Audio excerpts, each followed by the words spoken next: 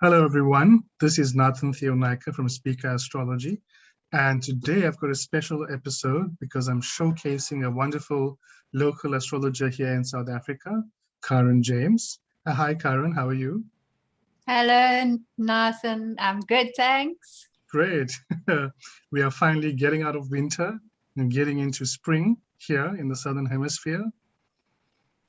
Indeed. And you are on a farm.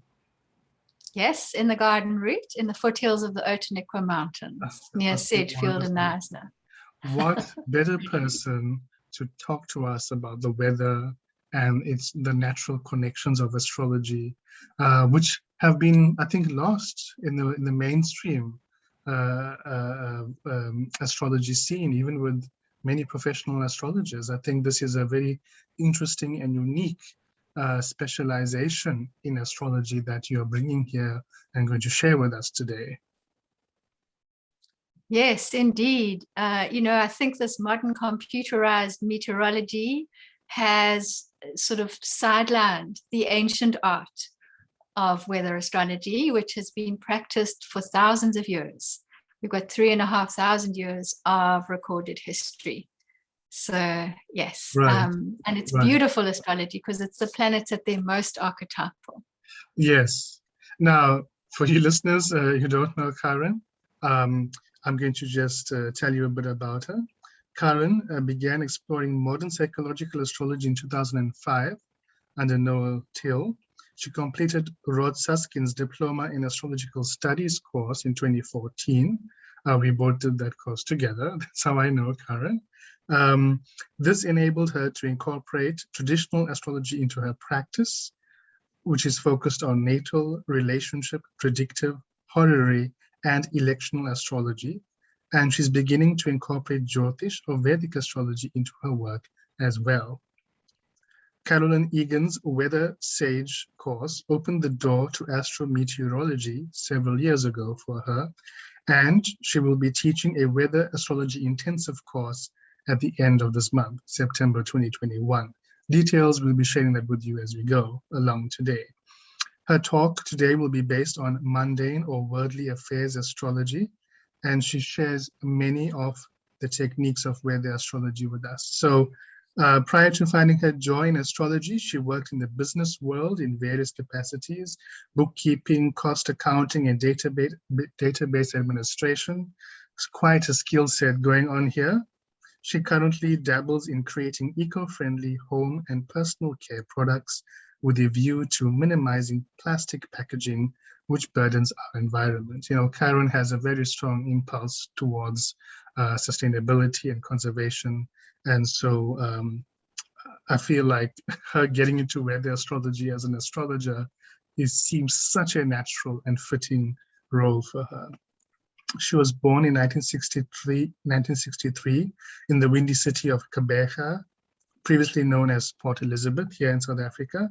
And she feels very deeply fortunate to live out her wisdom days on a residential farm in Kronendal in the Western Cape, South Africa, in the Garden Route, a very beautiful part of South Africa, this coastline.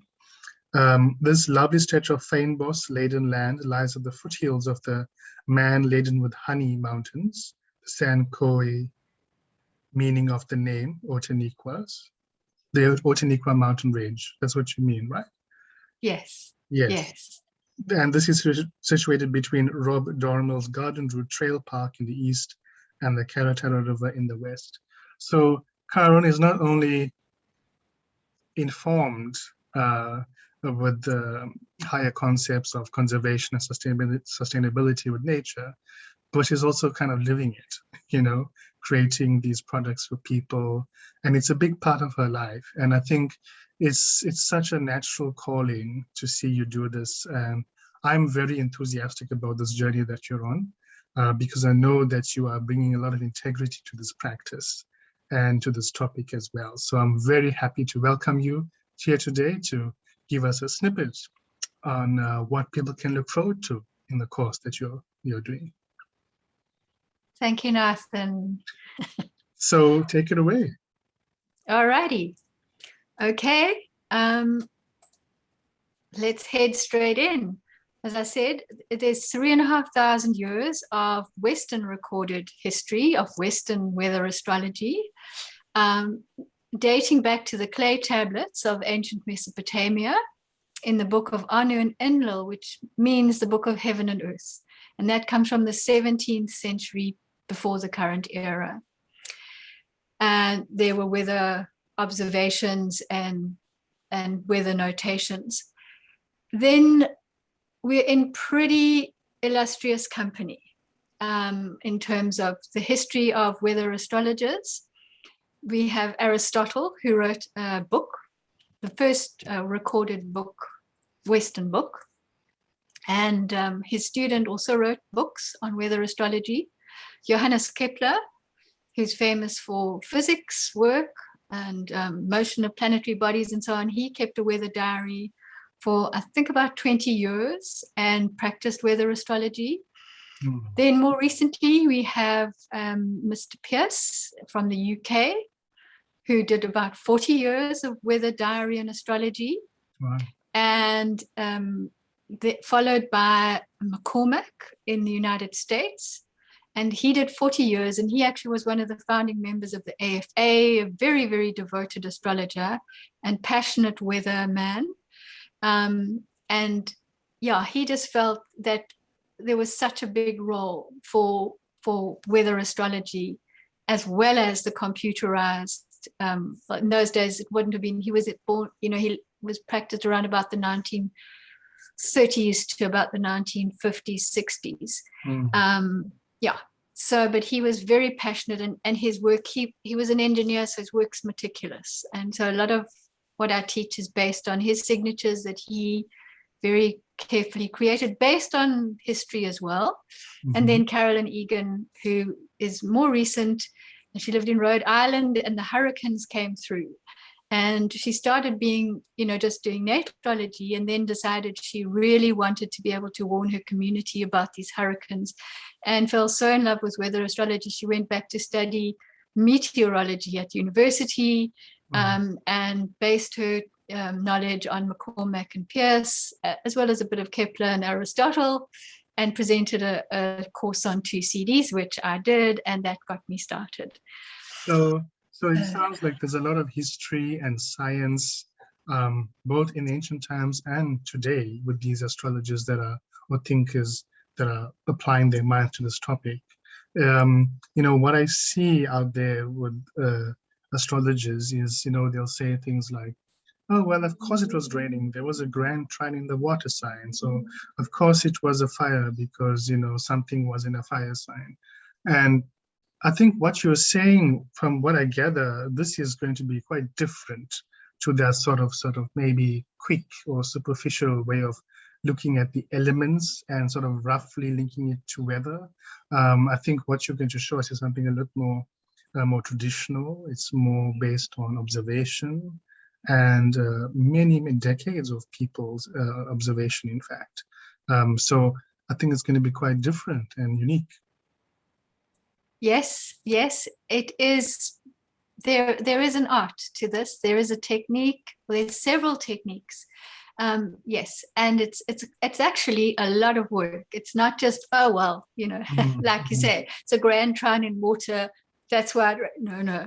Right. So yes, definitely, as you say, there's a lot to it, and we actually use the techniques of mundane astrology. So to get from weather to doing worldly affairs and politics is pretty simple, because we've done the base foundation work, and you just simply have to change the symbolism from weather to politics and that kind of thing. And so it's an easy step, which is great, because politics, so what you're saying is that the weather astrology, what you're saying is that the weather astrology can act as signs for us of the changing climate, even politically.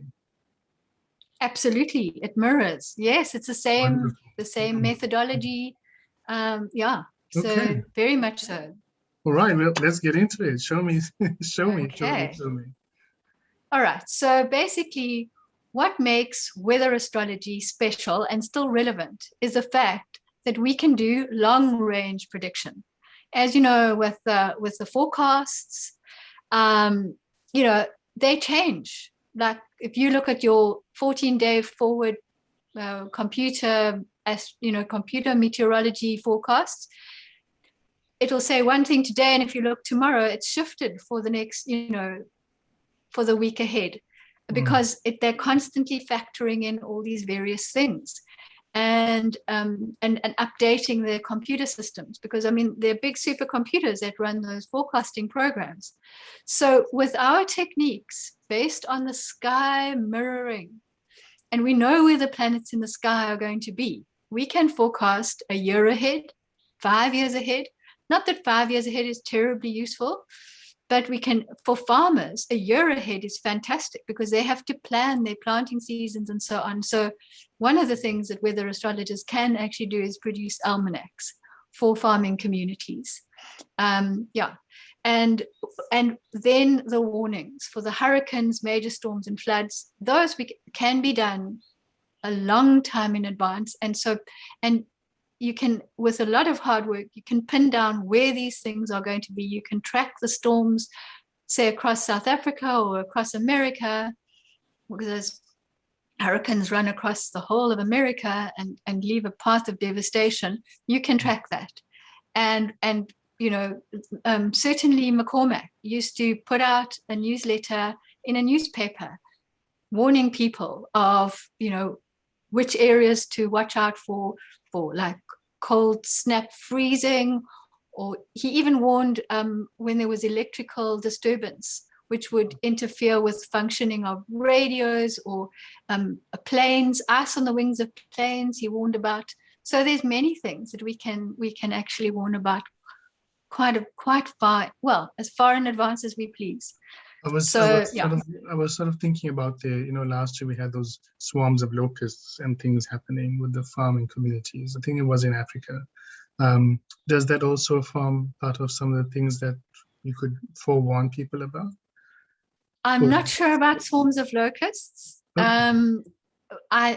From what I've discovered so far, it's more to do with the actual temperature ranges, okay, precipitation, snow, droughts, fires. You can see fires, right, gusts, and interestingly enough, some of the signatures are configured to epidemics and pandemics. So that does come in. You can see those things as well. Okay, so we're talking about meteorological and climate effects in this astrology as a focus point. Okay, yes. Got you. Okay. Yeah, and then as the rewards of doing this kind of astrology, first of all, very archetypal. So you're meeting the planets, at their most symbolic. They're actually like Saturn is stormy and that kind of thing. Jupiter brings beautiful outdoor weather, can bring rain if it's in two signs, but there's a lot of subtlety. It's not just a blanket thing, but there is this beautiful archetype. Venus brings beautiful weather and good rains that are beneficial to the farmers. Uranus brings extremes, record-breaking events, and Pluto brings destruction very often. What else is there? Neptune brings mists where you can't see well, which is so similar to what we learn in the natal, but it actually plays out before your eyes, and so you can test your predictions. Beautiful. Yeah. So and that, because it's such lovely archetypal symbolism, it can enhance your reading of natal charts and horary charts, because in the back of your mind, when you're seeing Saturn and Uranus clash in somebody's chart or in the predictive work, you can expect like extremes and storms and on a personal human level. Yeah, and then as I mentioned before, it does mirror the political, and I find that it makes my life more interesting because I'm looking in the sky and I'm seeing the planets in action. I'm seeing the reflection of the planets in the sky, in the clouds and the rain and the wind. And I find that fab. This guys, people out there, astrologers or astrology enthusiasts, this is literally as within, so without. as above, so below. So, this is a very important branch of astrology because it makes it it makes it a living, real thing in our lives, in our environment. And so, yeah, I'm very excited. I'm going to be doing Karen's course, by the way. So stay tuned for future updates. I'm Okay. delighted that you are. Okay. Right. So I thought let's just look at the Saturn Uranus square because that is the overriding signature pattern of 2021. And it's going to square 3 times. We had one in Feb. The most recent one was on the 15th of June, and then there's one coming up on the 24th of December. So let's look at it from a weather perspective. Saturn brings cold and it's stormy, and Saturn is associated with low pressure events. On the other hand, Uranus also brings cold, but Uranus is a record breaker. It brings extremes, and it's associated with high pressure, and you can get cold, high pressure. Before I started really diving deep into the weather astrology, I always presumed high pressure was associated with warmer weather, but you do get these very high pressure cold, and it locks the cold in place. So I then plotted the Saturn Uranus square for the 15th of June on the global map using astrolocality, and it ran close to Australia on the eastern side, and it ran through Iceland. And guess what? Because then, now here you've got to track it and see like what actually happened. Well, on the 12th of June, in Sydney, Australia, they experienced the coldest day in 37 years. So there is that double cold whacking Australia. And I think that whole of that eastern Australia got really quite hammered. It is the southern hemisphere winter, but it was extra cold. It was a very cold winter. And then on the 15th of June in Iceland, which now we're in the northern hemisphere, which is their summer, they had a very rare midwinter June snowstorm, but hectic and big. I can't remember how much snow was precipitated, but it was extreme. So that's just a small example of looking at a weather pattern. Right. And this was the first time that Saturn and Uranus square was exact for the year? Is that? No, the first one was in Feb. Okay. So this was the retrograde. The middle one. Yeah. Yes. Okay. Then moving on. Okay, so that's just to show you how I did the astrolocality. There's the Saturn line going and Uranus going through Western Australia. There is the other line. That's also, I think that's a Saturn line going through Iceland, is just below Greenland. So it's in that vicinity. Okay, I didn't look at all the places because we'd be here all day. Yes, just to give and us then just to give a quick view, a bird's eye view. Then to show you how this played out at my farm. And on the 1st of July, I woke up at about 2:45 in the morning. And the wind, I think it was the wind that woke me up, it was howling.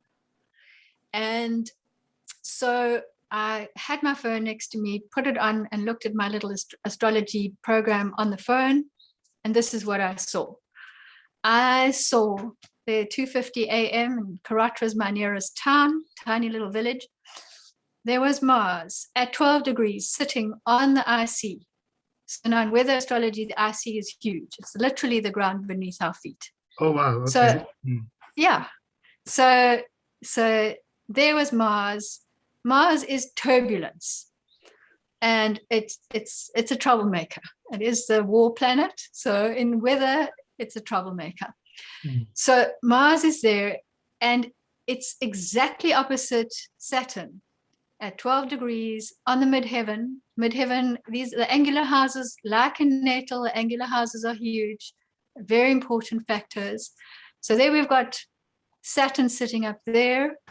Uranus was sitting in the ascendant at 13 degrees. And what Mars did, it's called translating the square in technical terms, but it as it moved forward from 12 to 13, it closed the gap and kind of re-triggered the exactness of that Saturn-Uranus potential and brought this incredibly hectic storm, which lasted maybe 4 or 5 hours and then was over. And then every night after that, from the 1st till the 7th of July, that wind howled through this area.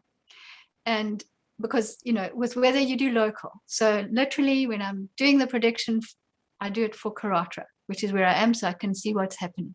Mm-hmm. So, and so what happened, the exact with Saturn was on the 1st, the exact square with Uranus was on the 4th. That should read Uranus. So, and that we take a 1 degree orb, so you go 3 days either side. So that's what happened. Okay, so this is what happened weather-wise. We had my neighboring farm had a beautiful wooden grow house where he was doing seedlings, organic seedlings, and a shade cloth area, and that howling wind destroyed his grow house and ripped his shade house, which was very sad for them. And here's the reflection of the politics. On the 29th of June, President Zuma was sentenced to go to jail. And so that's within the 3-day orb. And so that was a big shock to ex-President Zuma.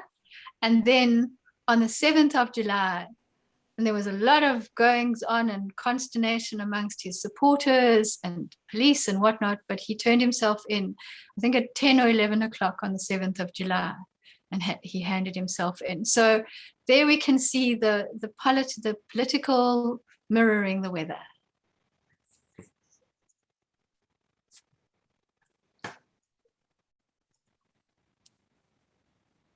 Right. No, that was that is exactly the kind of synchronicity between astrology and the real world that we want to see.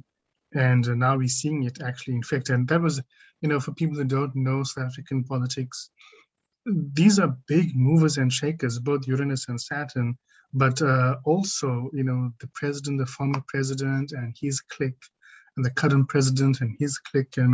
These are power players in the country, in South Africa, and they have big movements behind them. So it really is, the storm gods doing their thing. And it really was a rumbling happening in the middle of, in July 2021 for sure. It triggered a lot of upheaval in the country. So yes, I really take that point. Yes, as you mentioned before, the as above, so below, there's a lot of mirroring. Yes. Okay, so what do we have here? Okay, what we're looking at here is the declination dance of the sun. And what we have in the middle, this red line, is the celestial equator. So you project the equator of the Earth up into the skies. And that we call the celestial equator. And the sun literally dances across that equator from north to south over the course of 1 year. So let's take a look. On the 21st of September, which happens to be our Southern Hemisphere spring, and the Southern Hemisphere information is down below, the Northern Hemisphere information is up at the top. Mm-hmm. So on the 21st of September, the sun sits, and it can also be the 22nd, 23rd, but it's around the 21st. Yes. So because our calendar is a little bit off in terms of the astrology. Okay, so, but what happens is the sun sits on the celestial equator. So it's called declination. So it sits at 0 degrees of declination. And when it does that, we have equal day and night. And so we call that an equinox. And that is the official start, the astrological start of spring. And in the Southern Hemisphere. Okay, but notice that at the same time, if we're in London, it certainly is not the start of spring. Definitely. The trees are turning, all those beautiful colors of oranges and reds and losing their leaves. And it is the start of autumn. So straight away, we can see with this declination dance that it's opposite in the opposite hemispheres. And so what happens is the sun moves further and further south until it gets to a maximum south of 23 degrees 26 minutes at present. It's 23 degrees 26 minutes, and it's called Capricorn because if we look up in the north, it's the start of the northern winter. So the northern winter starts with Capricorn, the sign of Capricorn. The sun is the furthest away, so there's the least amount of heat happening. Exactly. For the southern hemisphere, the sun is very much a larger part of our daily experience, and so we have more of the heat and light. Is that right? Exactly. And it's the start of our summer, so it's getting really hot here. Yeah. So that, and then it's called so that's the solstice. That's the longest day, shortest night in the south, and in the north, it's the longest night, shortest day. And it's the turning point. So the Greek word for turning point is tropos. And from that word, we get the tropical zodiac. So what we're looking at is the tropical zodiac, which is what is commonly used in the West. And actually, it's the northern tropical zodiac that is so very commonly used because most of the Western astrology comes from the northern hemisphere. And this is what I've been saying to people for the last 2 years, is that if you're practicing Western astrology, you need to flip the signs for the southern hemisphere because it is a seasonally defined zodiac. And Karen's work with the weather astrology really highlights that point in a very real way. You're actually connected to the nature around you at the time you're born. And to really do that, to really be as within, so without, as above, so below, if you're using Western astrology and the tropical zodiac, you should honor the seasonal shift in flipping them. Yeah. Exactly. Yeah. It's 6 signs out or 180 degrees out. And yes, I fully agree with you, Nathan. Fully. I've got all those videos on my YouTube channel, so people can go and look. There's going to be a lot more videos being put up in October. So there'll be plenty to go through and look at of charts of people demonstrating this. So this is just the beginning. Great. Yes, and thank you to you, Nathan, for pioneering this southern tropical zodiac because it makes so much sense. I mean, it makes so much sense. Yeah. So after it's hit that Tropic of Capricorn, it then moves back towards slowly over 3 months. So these are all these blocks here, all 3-month periods. It moves back, and on the 21st, around the 21st of March, it again hits the equator. We're back at an equinox. We're on southern autumn, northern spring, and then the sun dances back right up to 23, 26 north in declination. And basically, declination is the number of degrees north or south of the equator. That's the celestial equator. That's how it's defined. We hit the turning point here, which is the solstice, longest day in the north, shortest day in the south, and it curls back down over the following 3 months and hits the equinox again, and the whole system repeats.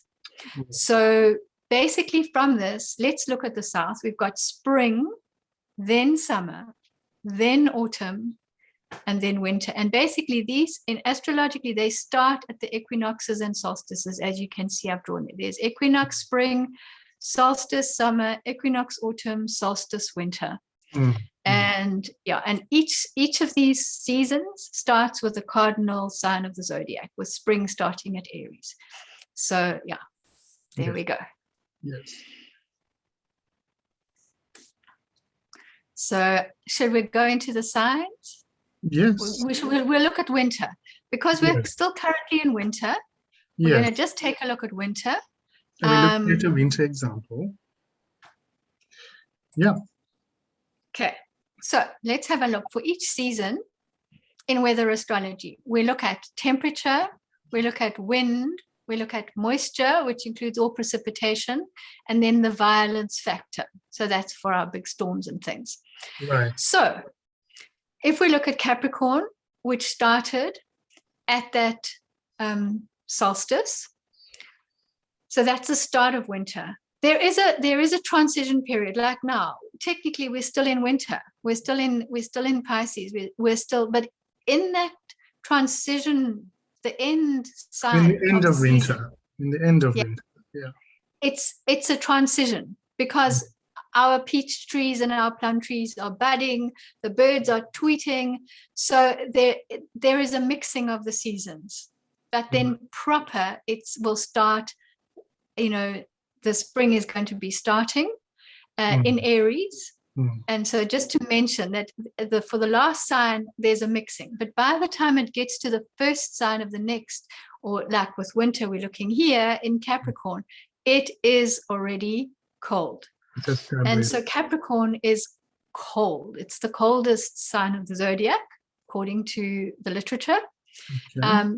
But if you're looking at a summer, okay, let's keep it simple. But if you're looking at a chart and a planet in summer and a planet's in Capricorn, it can also do extremes. But that's another nuance. Oh, so let's keep it simple. Yes, of course, yes. Yes, it does.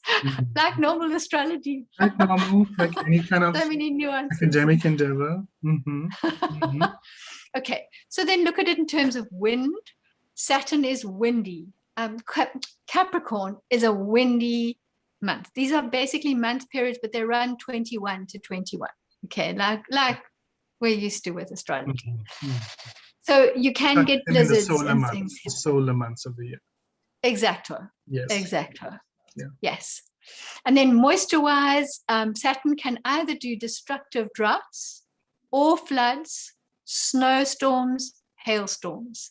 You mean Capricorn can do those things? Sorry. Yes. Yeah. Sorry. Okay. Yes, because Saturn rules Capricorn, but yes, we're looking at the sign. So you're going to look at the features of the sign and the planet that's ruling it and so on. So now we're looking just at the signs. Thank you for that. Sure. I'm listening. And then violence, Saturn is destructive. Capricorn is a destructive season, and you can get unseasonal weather. And now, interestingly enough, in weather astrology, the weather, and in meteorology, the weather moves west to east because the Earth spins on its axis from west to east, and that is called seasonal weather. But good Mr. Saturn, who rules both Capricorn and Aquarius, brings unseasonal weather, which means he brings weather from the east, and that is often very, very destructive weather. So the Langsberg flood had a southeasterly, a black southeasterly. Black is the color of Capricorn and Saturn, and look at the havoc that was wreaked in the Langsberg floods. So so basically it's unseasonal coming from the east. And interestingly enough, if you're going to mirror that with epidemics, they also move from the east to the west, and so they're also Saturnian kind of things. Anyway, that's just another add-on, not really Capricorn, just another little bit of snippet. Yes, okay. Tickling your fancy there, guys and girls. Okay, then Aquarius is also cold. Some say second colder to Capricorn. Other texts say just as cold as Capricorn, still others say even colder, because that is like the height of winter. Aquarius, Capricorn is basically the official start when it's true winter. Then Aquarius is the height of it. Okay, so it's also cold, and wind not as windy, moderate breezy. But if there are other stormy factors with lots of Marses and Saturns and Uranuses going on, and the odd Pluto, it's going to increase the fury of the storm.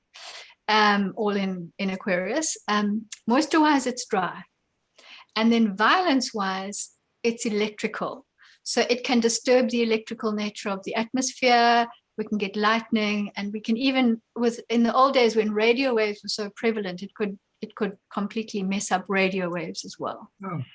I'm in wondering if the distinction in the moisture between Capricorn and Aquarius is maybe, Capricorn having the moisture element more in it. Maybe Capricorn is more the cold, the wet cold, and yeah, Aquarius is more the dry cold, which indeed. there's that distinction. I know in like the experience of cold. Exactly. Maybe it's something to do with Exactly. And also, let me tell you, it's relative to the climate in which you live. So if you live in a climate like in the middle of, say, the desert in the Karoo, where it's normally dry, then what Capricorn tells you, it's going to be less dry than normal, a little bit of sprinkling of rain, and the Aquarius will be dry. And similarly, if you live in a place which is super rainy, like on the east coast of South Africa, KZN and that kind of area, it kind of rains. Well, it's sort of summer average. rains, but It rains much more, yes. But let's just say any place in the world where you get a lot of rain, basically it will bring more rain, Capricorn, and then Aquarius will bring less rain, but you'll probably still have the rain. Right. So if we went to Cape Town, like Cape Town in winter's the rainy season. Yes. So the Capricorn time will be more and the Aquarius will be less. So it's all, you've got to also read it relative to the climate that you're in. Yes, folks, proper context is always important. Yes. And it just highlights the fact that we are looking at based upon the local experience of it. Yes. Which is what astrology is. It's our perspective on the sky. It is that connection. So this is again, no surprise. Indicating you live it. Yes, this is living astrology. Yes, living astrology. Here we go. Okay, so Pisces is more moderate. It's cool. And the wind-wise calm, it moderates the winds and it brings farmers' rains, brings good rains, but these are seasonal rains that are happening at the right time. And, because planting has probably happened in this Pisces month. And so the rains are needed, and Pisces, it's ruled by the benefic Jupiter. So Pisces brings good things. So there we go. That's a quick squiz at the winter signs. The season of winter. If you want to hear about all the other signs, sign up for Karen's course. In the course coming up, we're going to be looking at spring because we're going to be starting just after the spring equinox, and the course will cover the whole. We'll go into all the symbolism, but we'll actually be using spring. We'll be creating a prediction for the season of spring. What's happening for us? Yes. So you can test out and see your predictions coming through. And what about people that want to sign up for your course from the Northern Hemisphere? Okay, well, they'll be doing autumn. They'll be doing the autumn. Great. Yes, fantastic. and so they'll actually be doing the autumn whatever they're forecast. expecting. Yes, excellent. Exactly. Yeah. Wonderful. All right. Okay. Shall we move along? Yes. All righty. So what I've got next here, we've seen the sun's yearly declination dance across the celestial equator. The moon, which is the other light in our sky, does a monthly declination dance. And what you're seeing here, there again is the celestial equator.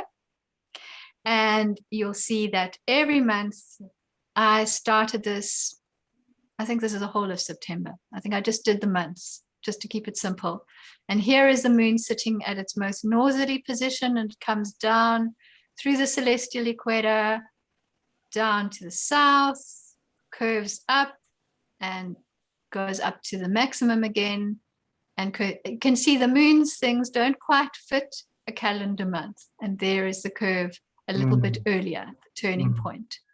Okay, and then repeat it again for October. And again, you can see that turning point is a little bit closer or further away from the end of the month, closer to the middle. And there again, there goes November. And again, we've got another shift. So that's the shift between, the lunar months and the calendar months. the calendar. So yeah, just to give a little insight into that. And then we're going to go to an even more interesting lunar declination dance. So what happens is that extreme that the moon goes to changes dramatically, unlike the sun, because the sun's is pretty fixed. And if you go to the actual tropic of Cancer or Capricorn, they're actually in significant places where that tropic runs through. They've got signboards that shows the movement like every 20 years or something, and there's little boards. And literally it moves a couple of, a meter or two. This is very much more dramatic and slowly over time. This is an 18-year cycle. So basically on the 26th in June 2006, the moon was at its maximum declination north and south. And that in weather astrology is called the major standstill. Standstill, the moon never stands still. But from our earthly perspective, it's where it turns, where it seems to stand still. And this also is used in creating things like Stonehenge that mark those standing still points. There's actual stones which mark that out. So that also ties into these beautiful ancient stone observatories. So it comes, okay, let's just quickly look at what's going on in this picture. The red line is again the celestial equator at 0 degrees declination. The blue line is the sun's maximum declination. And then beyond the blue line, us astrologers call this area the out of bounds area. And when planets head into this out of bounds area, which is both in the north and the south, they start to behave pretty extremely. So you take note when a planet is in those out of bounds areas. So you can see with the moon, this moon is in the out of bounds areas. This is like 30 years. So here from 06 to about 2011, the moon was out of bounds. And similarly here, it started going out of bounds near the beginning of 2020, which we all know 2020 was an interesting year, to say the least. And it's going to continue its little out of bounds journey every time, every month, every single month, and it goes more and more out of bounds until it reaches exacto. And you can watch it in the night sky if the moon's visible. Like I have friends here, there are 5 families who live on this farm, quite a largest farm, so there's space for 5 of us. And my friends were saying, the moon is going all over the show in the night sky. I said, yep, that is true. And it's going to get worse. So keep an eye, it's going to become more extreme. It's interesting that in Vedic astrology, we look at the declination of a planet as an indication of its sort of willfulness. It's persistence, the willfulness. They say, the sort of the inner strength of something, to persist and endure and have its will sort of manifest very strongly. So despite whatever odds, despite whatever's happening, it's sort of really very intent. The intentionality of it is very, very strong. So that's so fascinating. Having a planet, the moon being so indicative of life, natural life, being out of bounds, so to speak, is how nature is going out of bounds. And, the weather and things like that, which is what you're tying it to, which is very fascinating. Yeah, well, what you're saying is super fascinating too. I love Vedic. I need to know more.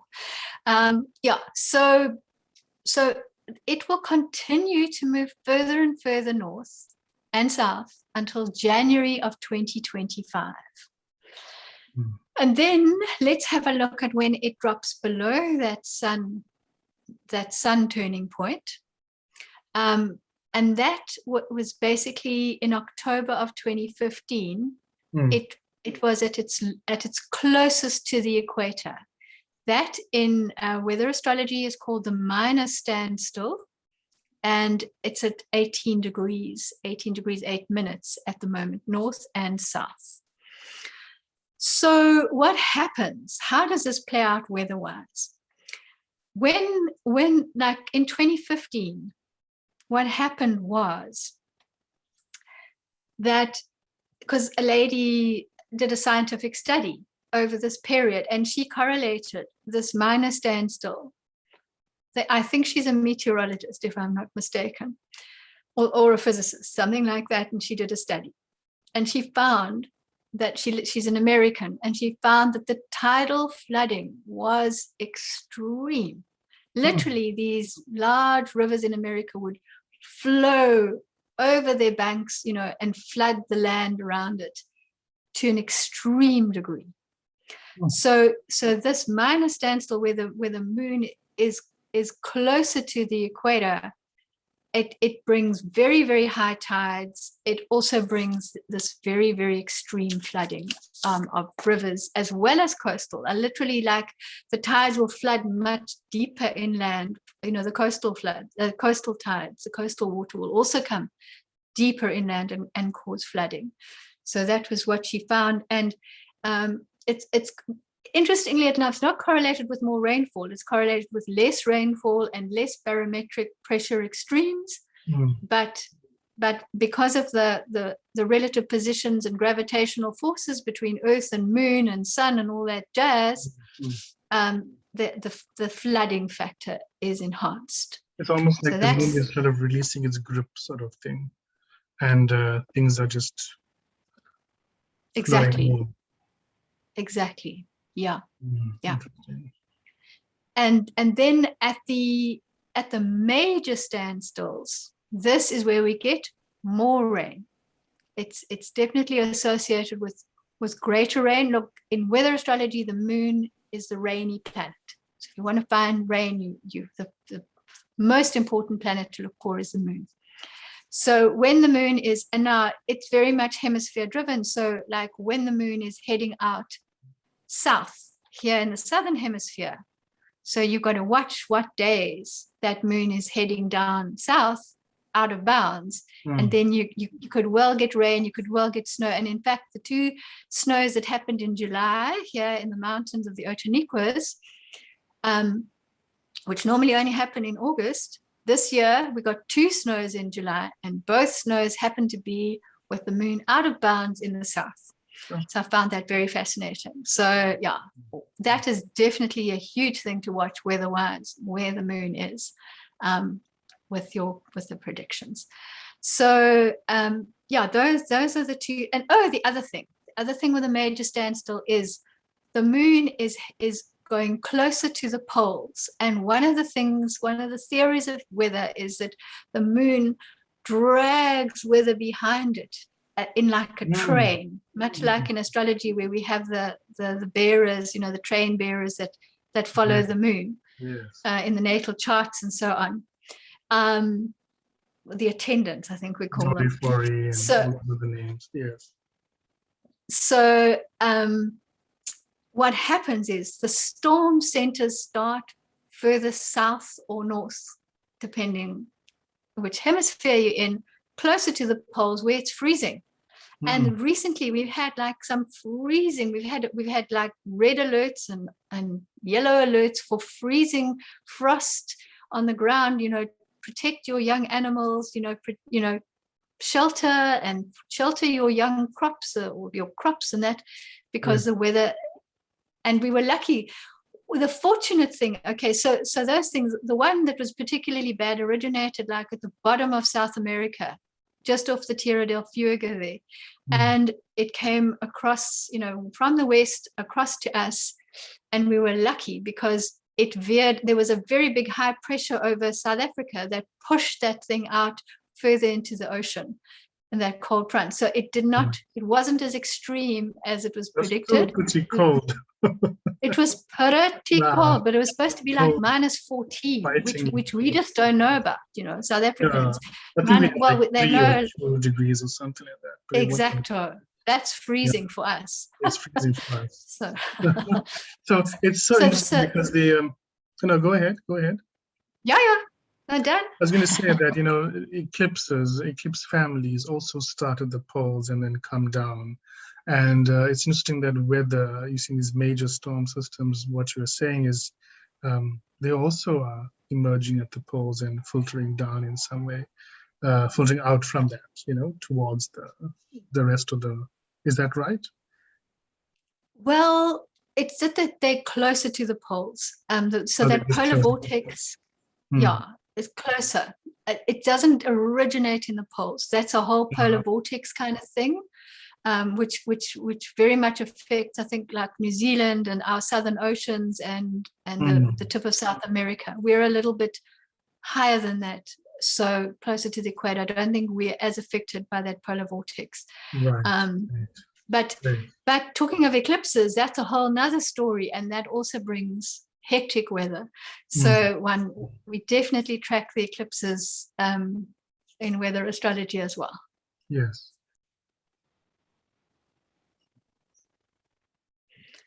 All right. So to just end off our chat today, I'd like to just introduce these beautiful stone observatories, which I did mention a little bit earlier on. And there's a lady called Professor Judith Young, who's got a whole online lecture, which I borrowed this picture from, with credit to her. And what we're looking at here, this is how you design a stone observatory, which you can do if you've got a piece of flat ground. And that's one of my intentions to do right here on the farm. We do have such space. So what happens is, if we look at the top here, that's where the sun moves across the sky. Because we look from here, I mean, we're in the south, we're looking up towards the equator for the sun and the moon to cross. So we're looking north. So from here, we're looking north. This is American, so clearly she's looking south, but we'll just turn it around in our minds. There goes the sun, there goes the moon across the sky in the night.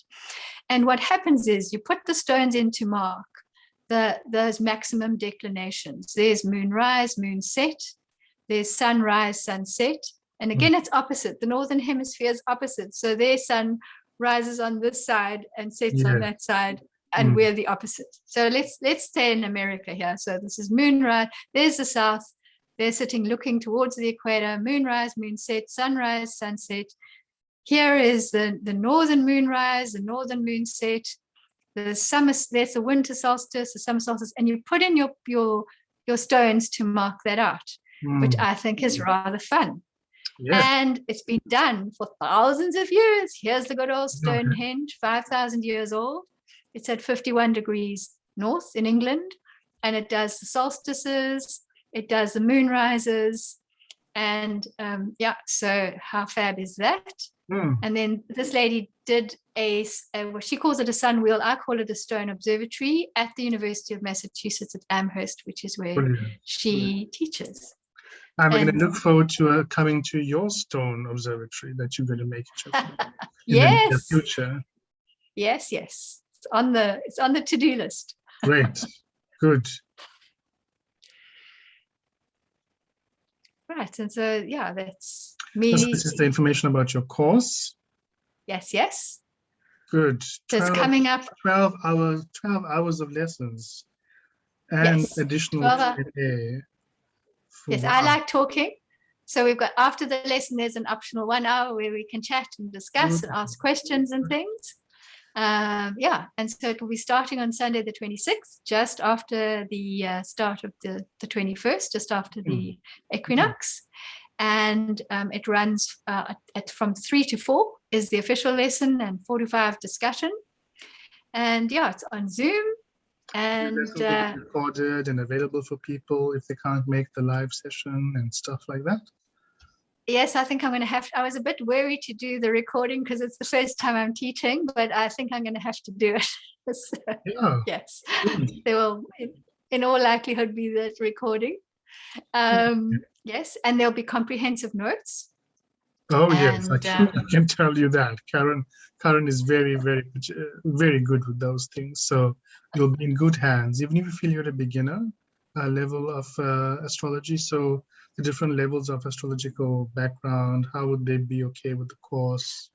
Okay, so if people are an absolute beginner and and there are things that we're talking about and they don't understand, they need to book 1 or 2 mentoring sessions one-on-one, and I will catch them up, because I have mentored students before who were doing other courses and found the pace too fast. Yes. And I love doing it. So I will catch the people up as soon as possible. So there'll be the fee is 1,800. It's discounted because it's my first course. Mm-hmm. And obviously there's wrinkles to iron out and so on. So the extra lessons I'll probably discount those to about 300 or 400 Rand for an hour, and just to catch the people up. So yes, entry level is possible, but I don't want to hold up the astrologers, so that in the lesson we're focusing on the weather, and then the sort of technical sort of astrological stuff. If it's not clear, will have to be extra mentoring. Yes. And so at the end of the course, people will be able to provide a long range weather forecast for the season. They'll be able to prepare a 1-day forecast for a wedding when you want lovely weather and so on, or other special events, outdoor events. Keep a weather diary and verify the accuracy of the predictions. Be able to analyze major weather events, track storms, predict dire weather events like hurricanes and fires and that kind of thing. Understand the role of each, and we'll also be looking at classical storms like the big Garden Route fires, like the Langsberg floods, Cape Town storms, which can be massive. Understand the role of each planet, and that goes into quite a lot of details with all kinds of signatures, as well as combination signatures.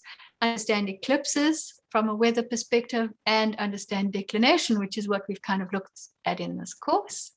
And if people are interested in the course, they can contact me on email at karenjames77@gmail.com, or they can WhatsApp me with their names. Please, not a voice note, rather just a little note, a message type note with their names at 079 302 3242.